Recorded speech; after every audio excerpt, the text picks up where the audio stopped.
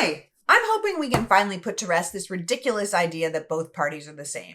I could go back and forth on the policies and position differences between Republicans and Democrats. I could contrast the criminal records of both anticipated presidential candidates. I could do a side-by-side comparison of how the two parties feel about women, gay people, trans people, the free press, democracy. Hey, I could compare the economy and how it fares under Democrats and Republicans, but spoiler alert, it does way better under Democrats.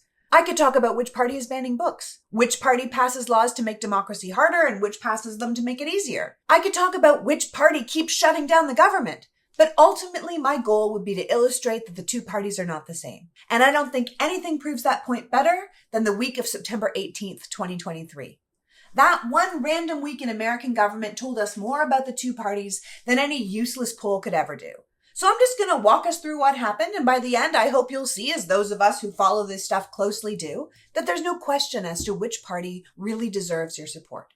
So the week in question, the Biden administration took the first steps to remove medical bills from people's credit scores, to improve the credit rating of millions of Americans who had the bad luck of getting sick.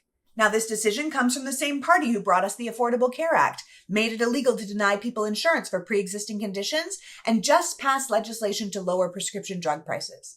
In contrast, the Republicans voted against lowering prescription drug prices, are proposing cutting Medicare and Medicaid, and tried to repeal the Affordable Care Act 70 times. The Republicans are funded heavily by Big Pharma, so they clearly don't care how much money it costs to be sick, but they definitely don't care if your credit gets dinged when you can't pay for it. The same week, President Biden announced the first ever White House Office of Gun Violence Prevention, because as he said, thoughts and prayers are not enough. The Republican position for years has been that guns are our God-given right, there's nothing we can do about the deaths, and they supported laws that said we couldn't even research gun violence, let alone try and do anything about it. The week of September 18th, Biden made a plan to go to Michigan to join the picket line with the United Auto Workers of America because, in his words, the union workers are fighting for their fair share of the value they helped create. While Republican presidential candidates, despite Donald Trump's photo shoot with union workers, all subscribe to union buster positions, with Tim Scott saying the quiet part out loud, if you strike, you should be fired. Simple as that. On September 20th, Joe Biden used his executive power to create a New Deal-style American Climate Corps to serve as a major green jobs training program that employs 20,000 young adults to build trails, plant trees, install solar panels, do other work to boost conservatism, and help prevent wildfires, while the same day the Republicans got into a fight with Transportation Secretary Pete Buttigieg in a congressional hearing when they tried to claim that climate change and seasons are the same thing. The same week found one Republican senator continuing to hold up the confirmation votes of all senior military personnel, with the Senate finally going around him in order to confirm a new Joint Chiefs of Staff and a Chief of Staff of the Army and Marines, while one Democratic senator got all the public's attention for dressing inappropriately.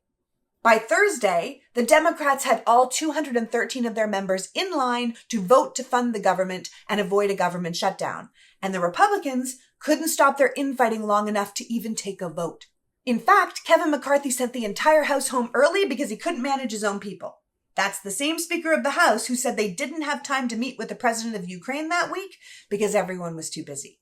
So the Republican-led House literally took Friday off, but wouldn't find the time to meet the leader of our biggest ally fighting the frontline war against our country's biggest adversary.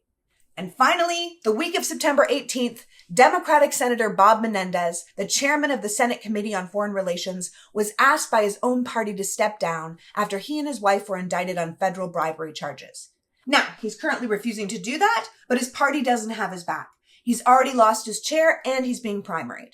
Contrast that with Texas Republican Attorney General Ken Paxton, who was acquitted by his party that same week for misconduct, bribery, and corruption. A case that was, by the way, overseen by the Republican lieutenant governor who took a $3 million donation from a group supporting Paxton just before he presided over Paxton's impeachment as the judge. So an alleged criminal Democrat is being cut loose by his party, while an alleged criminal Republican is reinstated as the top law enforcement officer in Texas by his. Because the two parties are not the same. Look around. There's no comparison. This isn't rhetoric, it's action. One party is out here trying to get things done for the country, and one party is out here about to shut down the government because their criminal leader in exile, who, by the way, the same week threatened to kill a general and shut down the free press when he was back in power, told them to do it. So what are we even doing here, America? Stop pretending you are choosing between two equal things. The Republicans and Democrats are not two sides of the same coin. At this point, they're not even the same currency. And we're doing ourselves a major disservice pretending that they are. Look no further than the week of September 18th.